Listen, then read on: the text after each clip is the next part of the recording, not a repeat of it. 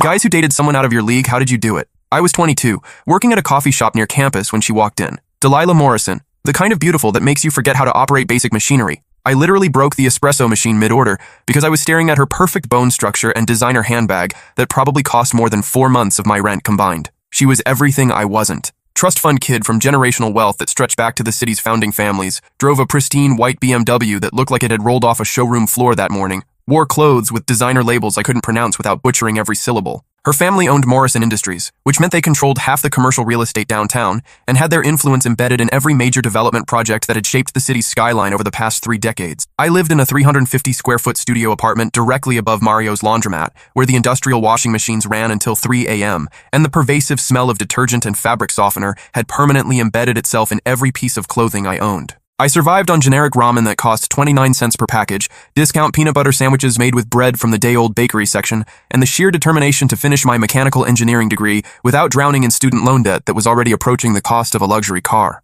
But somehow, against all logic and social probability, she kept returning to our little coffee shop squeezed between a dry cleaner that perpetually smelled like industrial chemicals and a used bookstore where the owner's ancient cat served as an unofficial greeter who judged every customer's literary taste. Same order every Tuesday and Thursday at exactly 2:15 p.m., with the precision of someone whose entire life ran according to carefully maintained schedules. Grande oat milk latte, extra shot, no foam, heated to exactly 140 degrees because anything hotter scalded her tongue and anything cooler tasted flat and disappointing. I memorized that order like it was a mathematical formula crucial to my graduation, practiced making it perfect during every 15-minute break, timing the steaming process down to the second and adjusting the espresso extraction until I could produce her drink with the consistency of a precision manufacturing process. My coworkers thought I was developing an unhealthy obsession with some rich girl who was clearly slumming it for the novelty factor before returning to her natural habitat of country clubs and charity luncheons. Tony, my shift supervisor who'd been working coffee shops for 17 years and considered himself an expert on customer psychology, shook his head every time he watched me perfect another practice latte. "She's gonna get bored of this place real fast," he warned while cleaning the espresso machine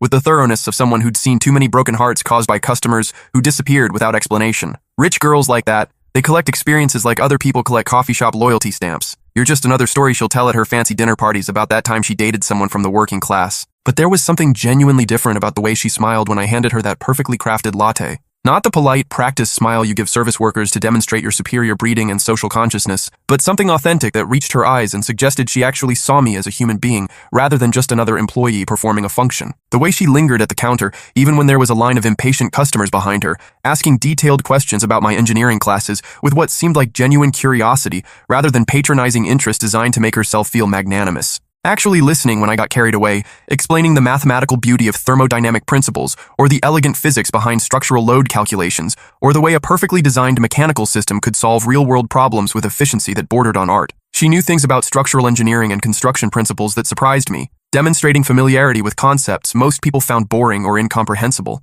It turned out her family's real estate empire meant she'd grown up surrounded by architectural blueprints, engineering reports, and construction project meetings, even though she'd never pursued the technical side of the business herself. After 3 weeks of increasingly comfortable conversations about coffee bean origins, sustainable farming practices, fair trade economics, and my upcoming finals in advanced materials science and structural analysis, I finally gathered enough courage to ask her out. My hands were shaking so violently I could barely grip the pen properly, let alone write legible numbers on her cup without creating smears that looked like abstract art. She examined those messy digits for what felt like several geological epochs, probably trying to decipher my nervous handwriting while I stood there sweating through my work shirt and wondering if it was possible to die from embarrassment in front of witnesses. "Sure," she said with a smile that could have powered the entire metropolitan electrical grid during peak summer air conditioning demand. "But I get to choose where we go." My stomach dropped like an elevator with severed cables. This was the moment of truth. She'd select some exclusive establishment with dress codes that required clothing I couldn't afford, even with 3 months' worth of saved tips, where they'd take one look at my thrift store button-down shirt and escort me out through the service entrance to avoid embarrassing the legitimate patrons.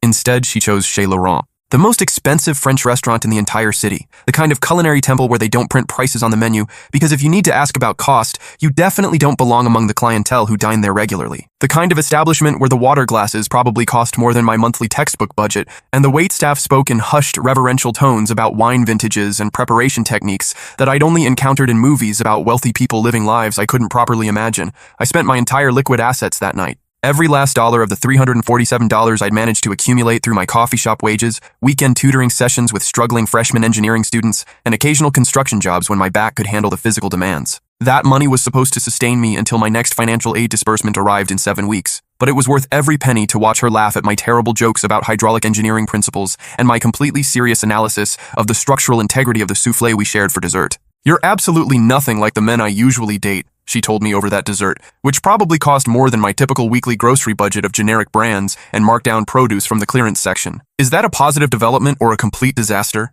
It's the most refreshing thing that's happened to me in years. She painted detailed pictures of her world that night, describing charity galas where people casually spent thousands of dollars on auction items they'd never use, exotic vacations to destinations I'd only seen in travel documentaries, a lifestyle where money wasn't something you actively worried about but something that simply existed in the background like oxygen or gravity, or the basic assumption that your credit card would never be declined for insufficient funds. I shared stories about my reality with equal honesty, working 2 jobs simultaneously to afford textbooks that cost more than some people's monthly car payments, eating peanut butter sandwiches for dinner 3 consecutive nights each week because protein was expensive and I needed sustained energy for marathon study sessions. The genuine pride I felt when I aced a particularly challenging thermodynamics examination, knowing every point represented hours of studying under harsh fluorescent lights in the 24-hour library, while other students were out partying or sleeping in comfortable beds. She listened to my experiences like they were the most fascinating narratives she'd ever encountered, asking thoughtful follow-up questions about concepts she didn't understand, genuinely wanting to know what it felt like to build something with your own hands, to solve complex problems that had actual real-world applications beyond academic theory.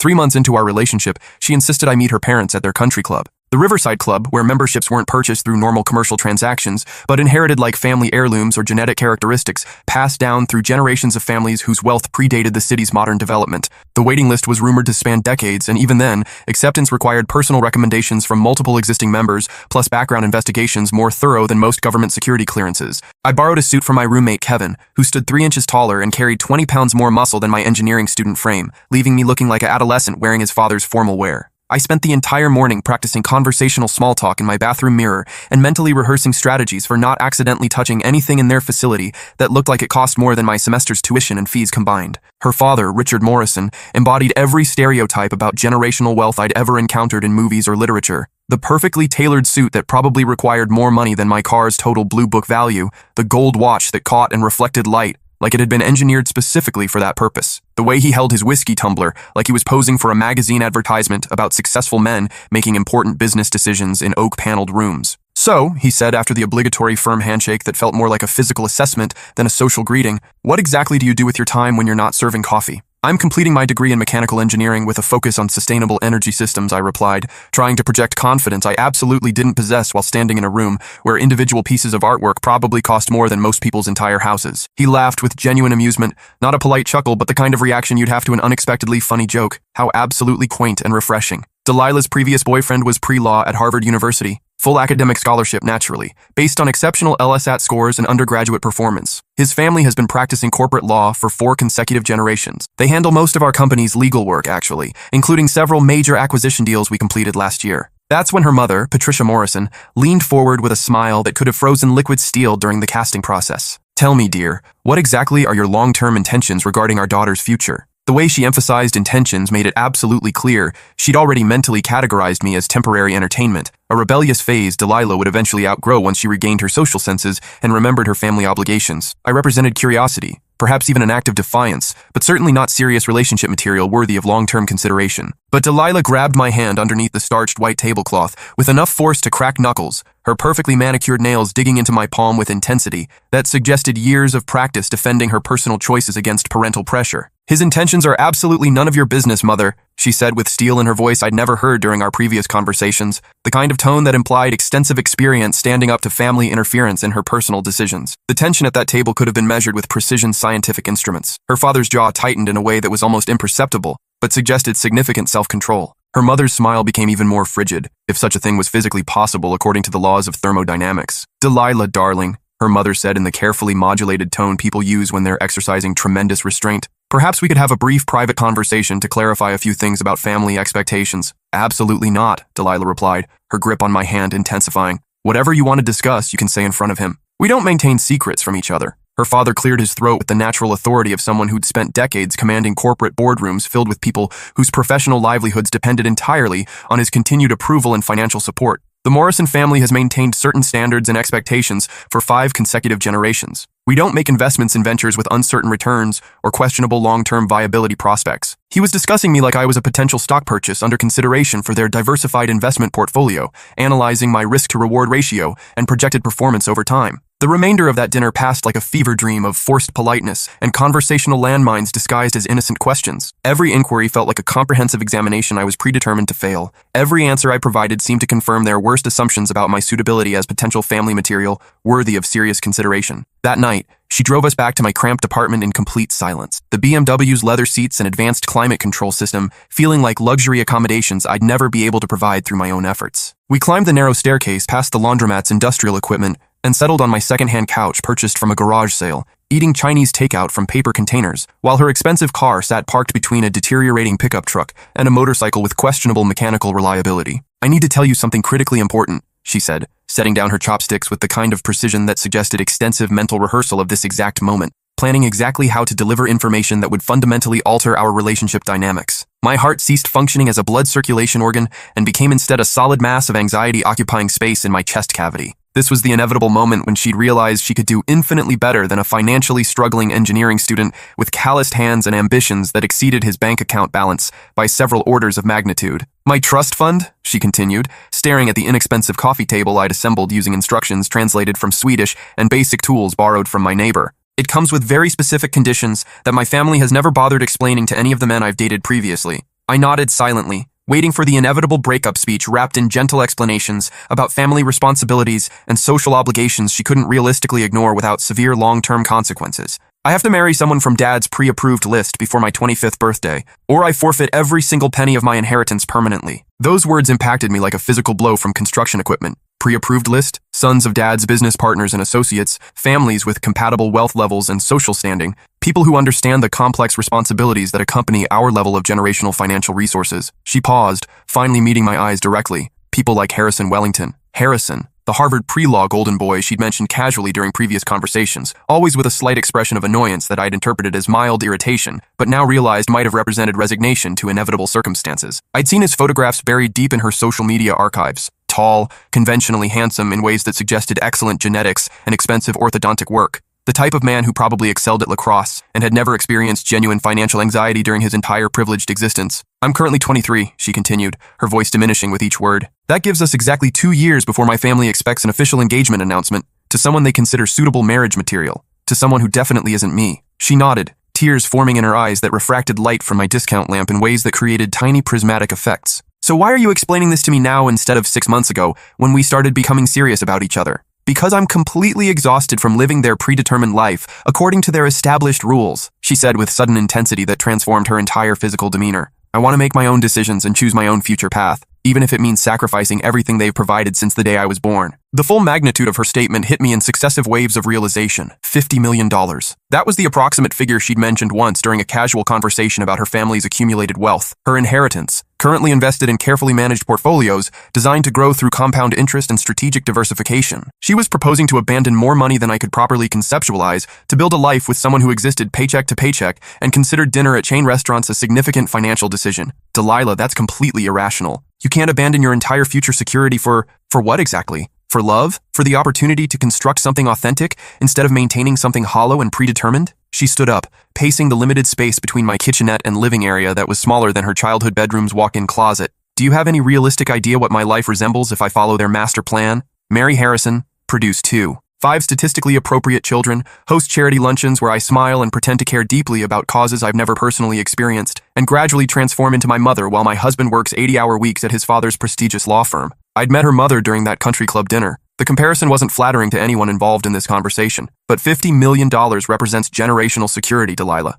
That's financial stability for your children and their children's children. That's also a prison sentence disguised as privilege and opportunity, she replied with conviction. I've observed what that level of wealth does to people over time, how it traps them in lives they never actively chose, relationships they never genuinely wanted, careers that make them profoundly miserable but maintain their expected social standing and family reputation. For the following year, we became completely inseparable despite the approaching deadline that hung over our relationship like a sword, suspended by increasingly deteriorated threads. I worked double shifts at the coffee shop, accepted weekend construction jobs that left my back aching and my hands covered in cuts and calluses, all to afford dating experiences that matched even a small fraction of the lifestyle she'd known since childhood. She began shopping at thrift stores for the first time in her life, learning to discover designer pieces hidden among racks of donated clothing from people who'd grown tired of expensive purchases. She cooked meals in my kitchen that barely accommodated one person comfortably, let alone two adults trying to prepare food simultaneously, discovering genuine enjoyment in creating something with her own hands, rather than simply ordering from restaurants or relying on household staff to handle meal preparation. We discovered middle ground in unexpected places that neither of us had anticipated. She'd bring me to gallery openings where I felt like an anthropologist studying an alien civilization, surrounded by people discussing artistic installations and wine pairings, while I tried not to accidentally offend anyone with my obvious lack of cultural sophistication and formal education in fine arts. I'd invite her to my engineering competitions, where she cheered more enthusiastically than anyone when my team achieved third place in the Regional Robotics Challenge, genuinely excited about technical accomplishments that most people found boring or incomprehensible. Her parents' disapproval functioned as constant background radiation in our relationship, invisible but always present, affecting everything around us in ways that were subtle but unmistakable. They stopped including her in family events when she insisted I be invited as her official +1. They reduced her monthly allowance significantly, hoping financial pressure would force her back into compliance with their long-term family planning. In response, she obtained her first employment ever, a part-time position at a contemporary art gallery downtown, earning minimum wage plus commission based on sales performance. She exhibited more pride in her first paycheck, totaling $247 after tax deductions, than she'd ever demonstrated regarding expensive gifts her father had purchased for birthdays, holidays, or academic achievements. But the countdown remained constantly present in our daily lives. 25 was approaching like a deadline for execution, each passing month bringing us closer to an impossible choice between love and financial security. Then her 24th birthday arrived like a storm system you can observe approaching but cannot avoid or prepare for adequately. Her parents organized a massive celebration at their estate in the hills overlooking the city, the kind of party that probably cost more than most people's annual salaries and required months of planning by professional event coordinators. I wasn't officially invited to attend, but Delilah insisted I accompany her as her chosen date, despite knowing it would create social tension thick enough to require industrial equipment to cut through. The guest list resembled a directory of the city's most influential families combined with a social register of generational wealth dynasties. I felt like an undercover operative infiltrating hostile territory, constantly worried someone would expose me as an imposter who didn't belong among people who casually discussed offshore investment strategies and vacation properties in multiple countries. Harrison was present naturally. Tall, handsome in ways that suggested superior genetics and expensive grooming throughout his life, wearing a suit that probably cost more than my combined tuition and textbook expenses for an entire semester. He approached us during the cocktail reception with supreme confidence characteristic of someone who'd never experienced rejection or failure in any aspect of his privileged existence. "Delilah," he said warmly, kissing her cheek with practiced familiarity that suggested he'd performed that exact greeting hundreds of times at similar social functions throughout their shared social circle. "You look absolutely stunning, as always." Then he turned toward me with eyes that appeared friendly on the surface, but felt like precision instruments designed for psychological warfare and social intimidation. "And you must be the coffee shop employee I've heard various people mention recently." "Engineer," I corrected, attempting to match his firm handshake without appearing weak or accidentally applying enough pressure to damage bones that might be important for his future legal career. "Of course," he replied. His smile possessed the sharpness of surgical instruments. "How is that career path working out from a financial perspective?" Before I could formulate a response that wouldn't result in my immediate removal from the party by security personnel, Delilah's father materialized beside our conversation as if he'd been monitoring our interaction and waiting for precisely this moment to intervene. "Harrison, how wonderful to see you again. I trust your father's law firm continues thriving despite current challenging economic conditions?" "Exceptionally well. Thank you for asking about our family business. We actually just secured the Morrison Industries account,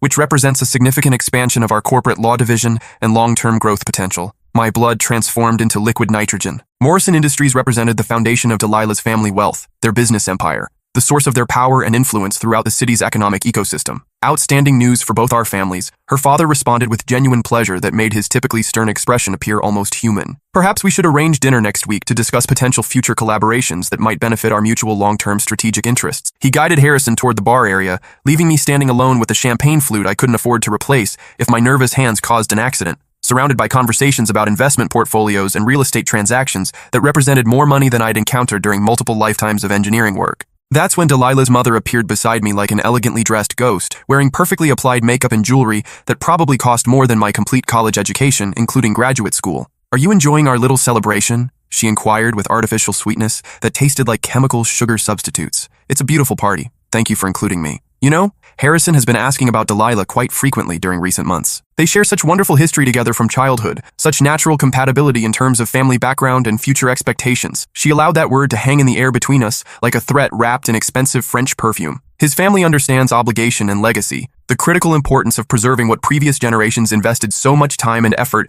to build and maintain over decades of careful planning. Her eyes targeted mine with laser-guided precision. Some people are born to build empires and lead major industries. Others are born to serve those empires and support those leaders in subsidiary roles. Which category do you think applies to my situation? Her smile could have frozen champagne during the pouring process. I believe we both understand the answer to that question without requiring explicit clarification. The remainder of the party passed like a fever dream of forced conversations and careful navigation around topics that might reveal my complete unfamiliarity with their social and economic world. I observed Delilah working the room with practiced ease developed over years of similar events, switching seamlessly between groups of family friends and business associates, performing the role of perfect society daughter while occasionally glancing in my direction with expressions that seemed half apology, half desperation for rescue from social obligations she'd never chosen. Later that evening, as we drove through city streets in tense silence, the BMW's advanced climate control system humming quietly, while classical music played at barely audible volume through premium speakers, Delilah finally broke the oppressive quiet.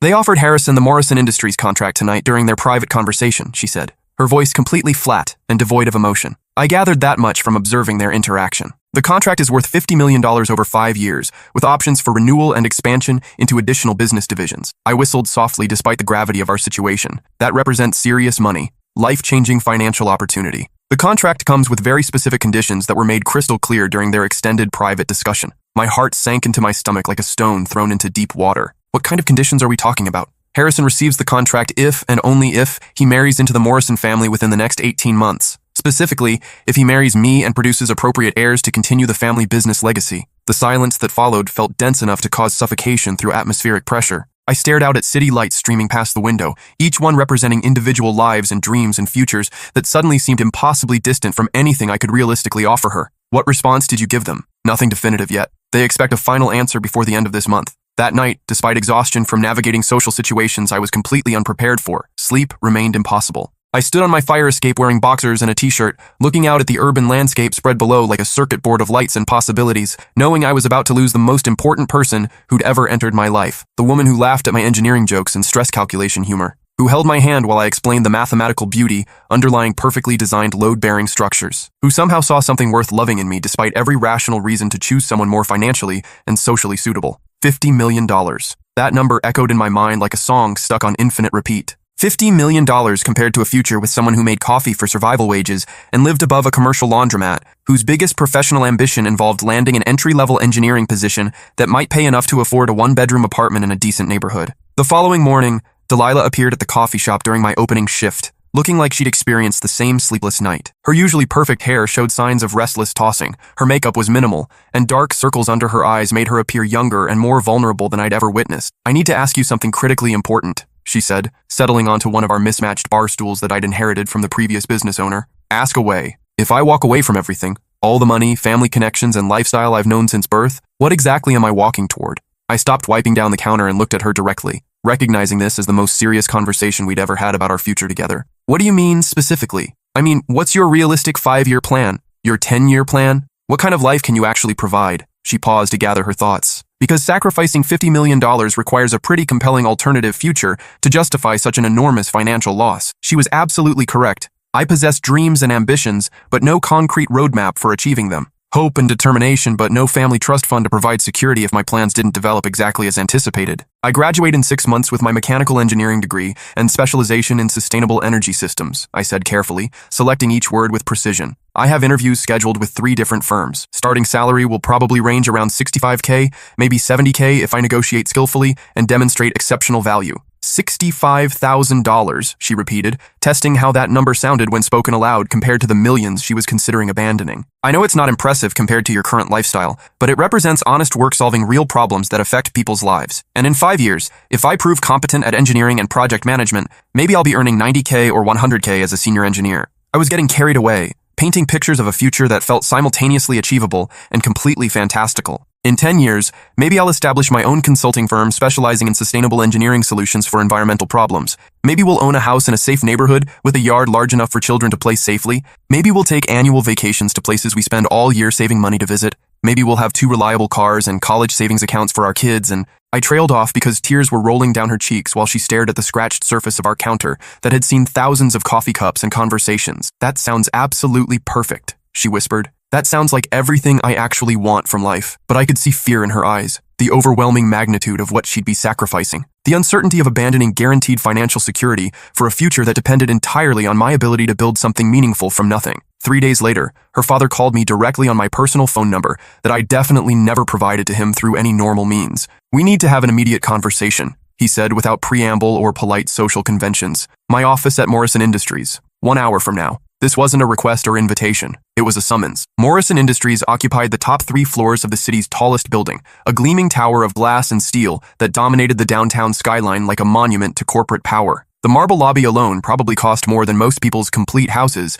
featuring crystal chandeliers and original artwork that belonged in major museums rather than corporate headquarters. I felt microscopic walking through that space wearing my best shoes, which were still scuffed work boots that had endured too many construction sites and weekend labor jobs. The elevator ride to the executive floor felt like ascending to meet some corporate deity who controlled mortal destinies from his glass-enclosed throne room high above the city. Her father's office was larger than my entire apartment, with floor-to-ceiling windows offering commanding views of the urban landscape spread below, like a personal kingdom he surveyed each morning, while drinking coffee that probably cost more per cup than I earned per hour of work. "Sit," he commanded without looking up from documents that probably represented more financial transactions than I could comprehend or calculate properly. I settled into a leather chair more comfortable than my bed and probably worth more than my monthly rent, utilities, and grocery expenses combined. "You're going to terminate your relationship with my daughter immediately. Today." "Excuse me?" "You heard me with perfect clarity. End the relationship. Make it final and convincing enough that she won't attempt to contact you afterward." "And why would I agree to do that?" He finally looked directly at me with eyes the same color as Delilah's, but completely lacking any warmth or humanity I'd ever observed in her expressions.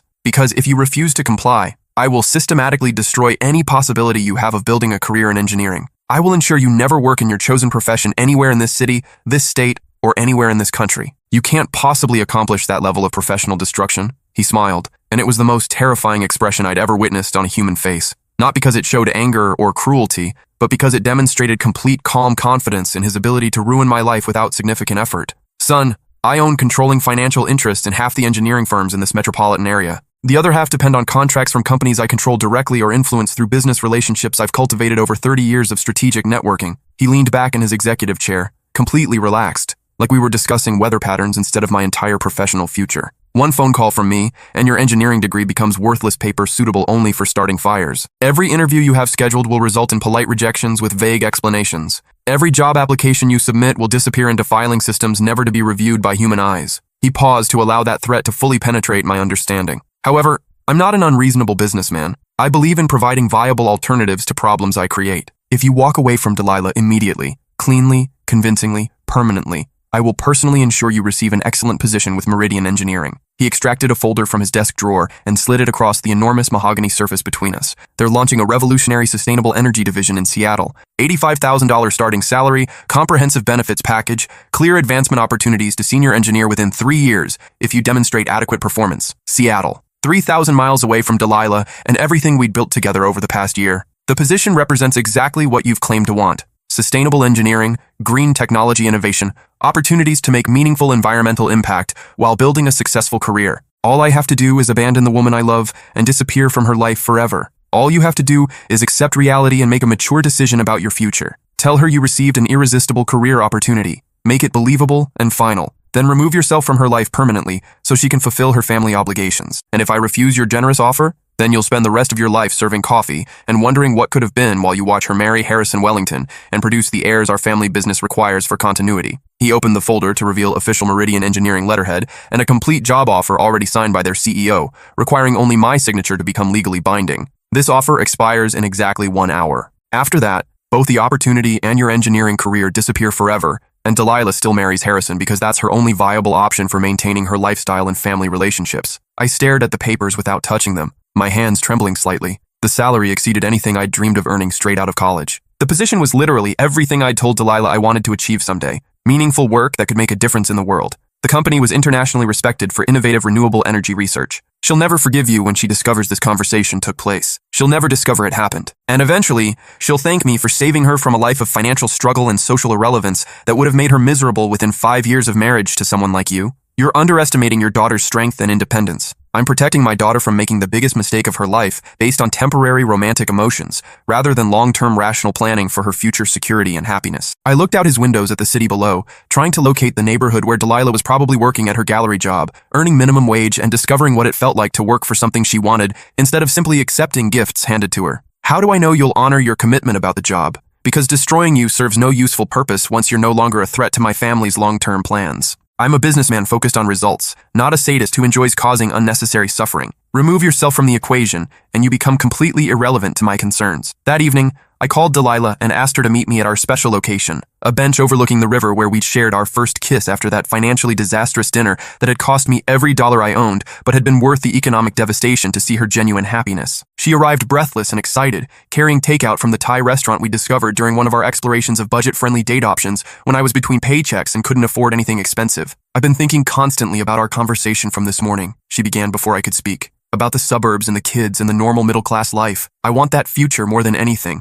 I want it with you. My heart disintegrated into fragments so small I wasn't sure they would ever reassemble properly. Delilah, I said, my voice barely functioning as a communication device. I received a job offer today. Her face illuminated like Christmas morning, New Year's fireworks, and her birthday celebration combined into one moment of pure joy and excitement. That's incredible news. Which firm made the offer? Is it one of the local companies you've been interviewing with? Meridian Engineering, their new sustainable energy division in Seattle. The light died in her eyes so quickly, I felt like I'd physically struck her with something heavy and metallic. Seattle? That's on the opposite side of the entire country. It's an amazing opportunity that represents everything I've been working toward academically. Senior engineer track from the first day, salary that exceeds my wildest expectations. I forced myself to continue the lie that was destroying both our hearts simultaneously. It's everything I've dreamed about professionally since I started studying engineering. How long have you known about this opportunity? The interview was last week when I told you I was meeting with study groups for final exams. They called this afternoon with a formal offer that requires an immediate response. She studied my face with the intensity of someone trying to solve a mathematical equation,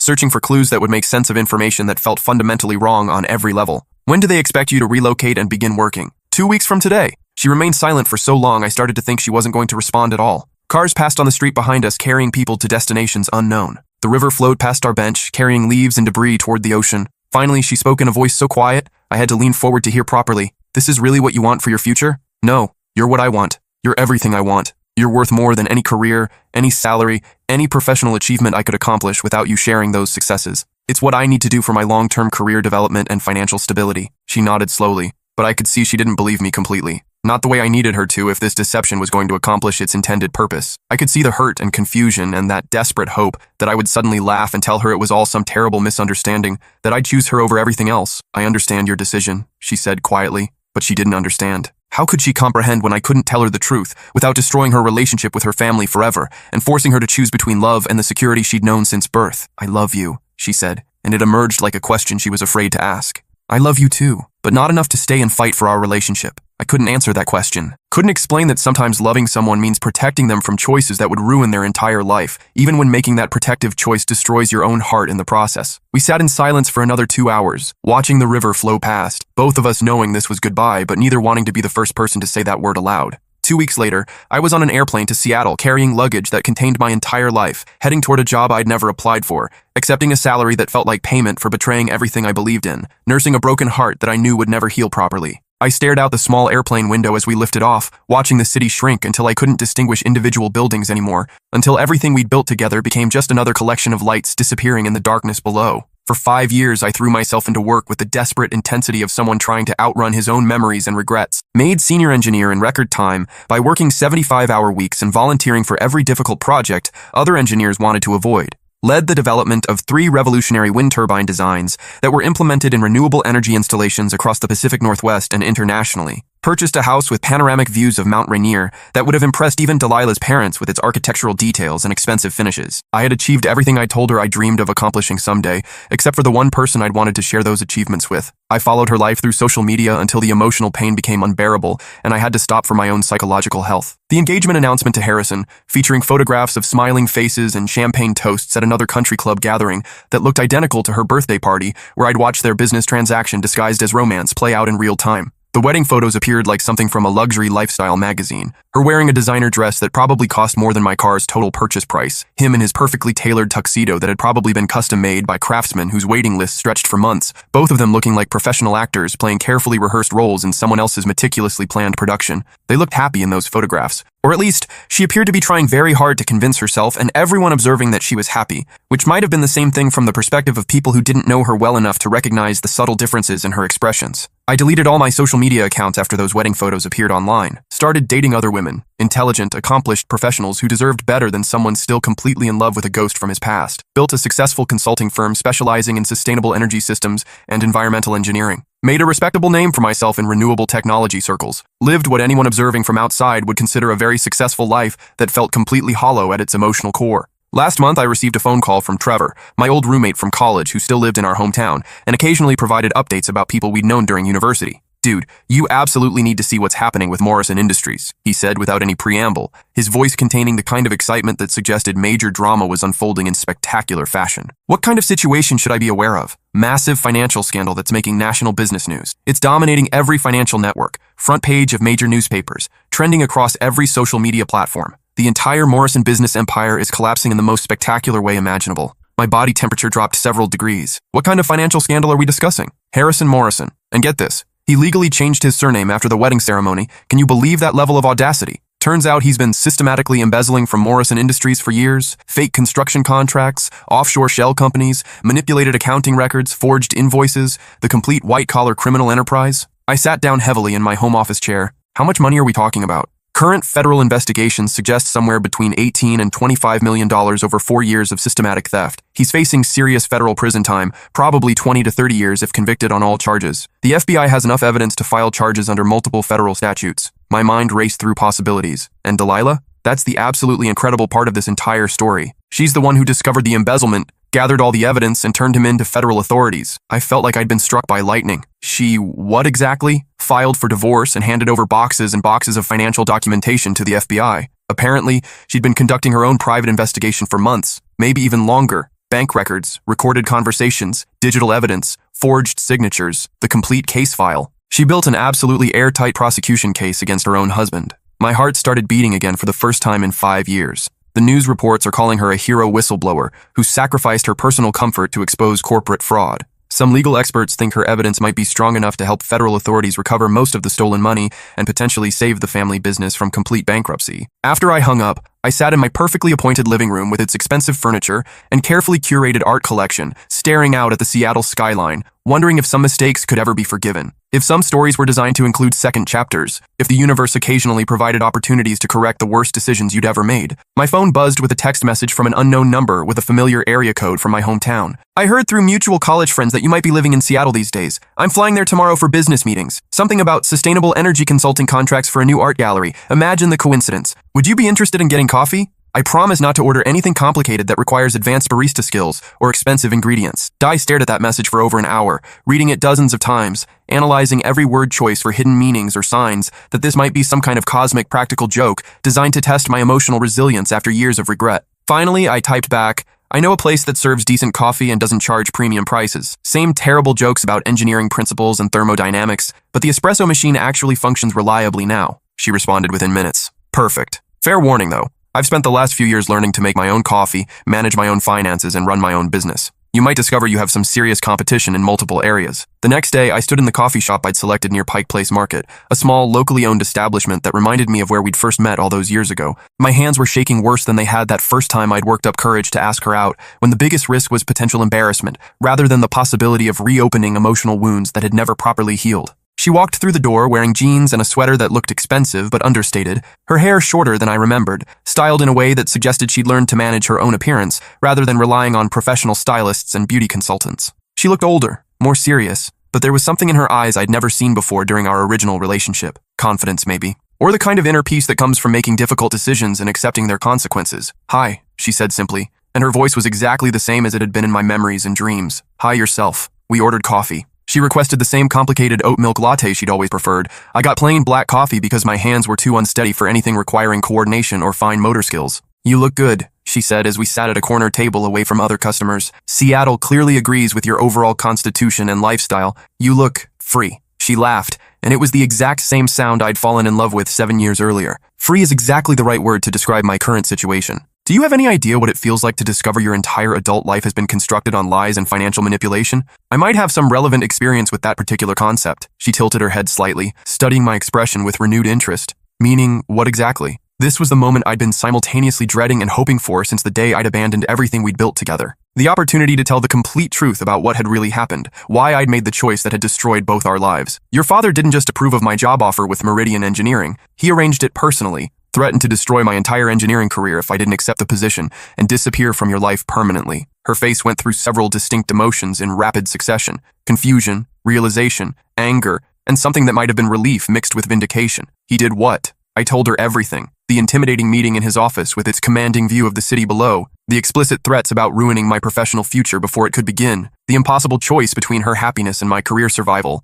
how I'd convinced myself that loving her meant protecting her from a life of financial struggle and family warfare, even if it meant sacrificing our relationship and my own happiness. By the time I finished explaining, she was crying, but not in the way I'd expected. Not tears of sadness or betrayal, but something that looked almost like laughter mixed with frustration and long-suppressed anger. "You complete and utter idiot," she said, but she was smiling through her tears. "I was trying to protect you from making a decision you might regret later. I didn't need protection from my own choices and decisions. I needed someone who believed I was strong enough and intelligent enough to make difficult decisions and live with their consequences regardless of external pressure." She reached across the small table and took my hand. "Do you want to know what actually happened after you disappeared from my life?" I nodded, not trusting my voice to work properly. I was completely devastated emotionally, absolutely destroyed, but also deeply suspicious about the circumstances. The timing of your job offer was too convenient, too perfectly aligned with my family's interests and long-term plans, too neat a solution to what they obviously saw as their Delilah problem. She squeezed my fingers gently, so I did what any trust fund baby with unlimited financial resources and too much time on her hands would do in that situation. I hired a private investigator to look into your sudden career opportunity and geographic relocation.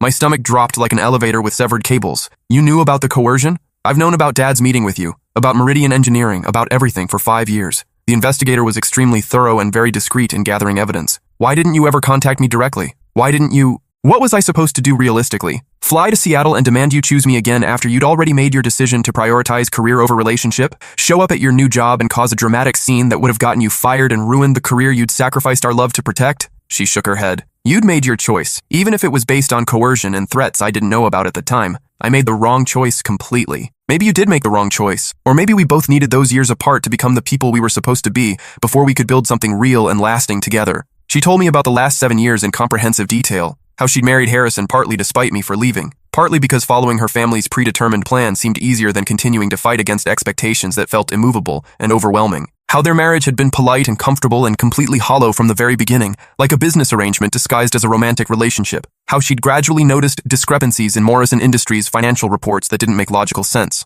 Contracts for construction work that was never actually completed. Payments to companies that didn't seem to exist when she researched them independently. Offshore transactions that violated several federal regulations regarding corporate financial transparency and tax obligations. "I could have stayed silent about what I discovered," she said. "Gotten divorced quietly, accepted my settlement from the prenuptial agreement, lived comfortably on what remained of my trust fund after the legal proceedings concluded. Why didn't you take that safer option? Because you taught me something critically important during the year we were together. That some principles are worth fighting for, even when fighting costs you everything you thought you wanted from life." The investigation and subsequent legal proceedings had cost her almost everything she'd known since childhood. Most of the Morrison family fortune was gone, either seized by federal authorities as evidence or tied up in legal proceedings that might continue for years. Her parents had completely disowned her for betraying family loyalty and exposing their business to criminal prosecution. Most of her old social circle had disappeared when the money and social status evaporated. "But I kept my gallery job," she said with unmistakable pride. "Worked my way up from part-time minimum wage to assistant manager, then regional coordinator for multiple locations. I'm opening my own gallery next month, specializing in local artists and sustainable art practices that don't harm the environment. Here in Seattle, funny thing about art galleries, they can be located anywhere. There are people who appreciate creativity and beauty and want to support local artists." We talked until the coffee shop closed for the evening, then walked along the waterfront as the sun set over Elliott Bay, painting the sky in colors that would have made beautiful artwork themselves. Everything felt simultaneously familiar and completely new, like returning to a childhood home that had been renovated but still contained the essential elements that made it feel like belonging. "I have one question that's been bothering me for years," she said, as we stood at the railing looking out at the water. "When my father gave you that ultimatum, why didn't you fight for me? Why didn't you tell me what was happening and let me make my own informed decision about what our relationship was worth?" It was the question I'd been asking myself every single day for 7 years without finding a satisfactory answer. Because I was 22 and terrified of making the wrong choice that might ruin both our lives. Because I thought love meant sacrifice and protection, rather than partnership and trust. Because I didn't understand that sometimes the right decision is the difficult one that requires courage, not the one that seems safest for everyone involved in the short term. And now I understand that Harrison could promise your family lucrative business contracts, and your parents could threaten severe consequences, but they all missed the most important thing about Delilah Morrison, which was, you were never out of my league. I was just playing by completely wrong rules, she smiled. What rules should you have been following? The rules that say love isn't about what you can provide financially or socially, but about who you choose to become when someone believes in your potential and supports your dreams. 6 months later, she moved to Seattle permanently. Her gallery opened to outstanding reviews in local art publications and online platforms, featuring emerging Pacific Northwest artists and pioneering innovative approaches to sustainable art creation and exhibition that minimized environmental impact. We took our second chance slowly this time, building something solid and real instead of dramatic and desperate. A year after our coffee shop reunion, I proposed with a ring I could actually afford without bankrupting myself, at the same waterfront location where we'd walked during our first conversation about second chances and forgiveness. She said yes before I finished asking the question. We were married on a beach at sunset, surrounded by the family we'd chosen rather than the families we'd been born into. No country club venue, no predetermined guest list based on social status, no inheritance or business empire hanging over our celebration like a sword. Just two people who'd learned that sometimes you have to lose everything you think you want to discover what really matters. Her father attempted to attend the wedding ceremony uninvited. Security personnel we'd hired escorted him away when Delilah made it crystal clear he wasn't welcome to participate in our happiness after working so hard to prevent it years earlier. Her mother sent a greeting card with no return address and no signature. But my parents were there, proud and emotional about their son's happiness. My engineering colleagues from multiple firms. The owners and regular customers from 3 different coffee shops where we'd spent countless hours talking about our dreams and plans. Our chosen family, people who knew our complete story and loved us, not despite our mistakes, but because of how we'd learned from them and grown stronger. During our first dance to music we'd selected ourselves, Delilah whispered in my ear, "Do you ever wonder what would have happened if you'd refused my father's ultimatum and stayed to fight for our relationship? Every single day for 7 years. Me too. But I think we ended up exactly where we were supposed to be, even if we took the longest and most painful possible route to get here." She was absolutely right. Sometimes the scenic route teaches you things about yourself and your destination that the direct path never could have provided. These days, when people ask how I ended up with someone like her, someone supposedly so far above my theoretical social league, I tell them the complete truth. I didn't win her over with money or family connections or smooth-talking charm or any kind of manipulation. I won her over by becoming someone worth coming back to, someone who'd learned that real love means trusting your partner to make their own choices, even when those choices involve personal sacrifice and difficult consequences. And when the game you're playing is love, that's the only strategy that actually works for building something lasting. The Morrison Industries scandal made national financial news for months. Harrison received a 25-year federal prison sentence with no possibility of parole for the first 12 years. Most of the stolen money was recovered through asset seizure and used to pay back defrauded investors and creditors. The remaining Morrison business operations were sold to pay legal fees and restitution. Delilah and I used our combined savings to start a sustainable engineering consulting firm that specializes in environmentally responsible construction projects and renewable energy installations. She handles business development, client relations, and project management. I design the technical systems and oversee implementation. We're building something together that neither of us could have created alone, solving real problems while supporting local artists through gallery exhibitions. Sometimes I receive calls from young engineers asking for career advice. I always tell them the same thing. Technical skills will get you hired, but integrity will determine whether you sleep well at night. And if someone ever offers you everything you think you want in exchange for giving up someone you love, remember that the best deals often come with the highest hidden costs that aren't apparent until years later. Delilah was never out of my league. I was just afraid to play in hers. But fear isn't a good foundation for life decisions. Love is.